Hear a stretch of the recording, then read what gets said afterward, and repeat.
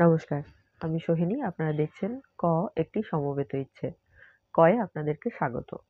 আজকের দিনপঞ্জি ৩রা জানুয়ারি, ১৮ই পৌষ, ৬টা ২২ গতে সূর্যোদয়, ৪টে ৫৯ গতে সূর্যাস্ত।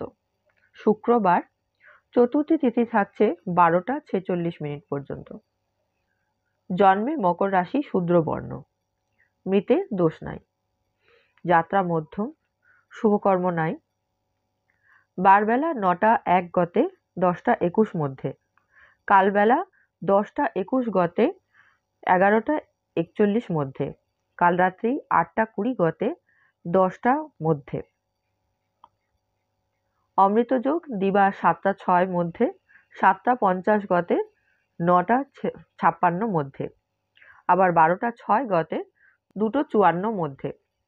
আবার ৩টে ৩৭ গতে ৫টা মধ্যে।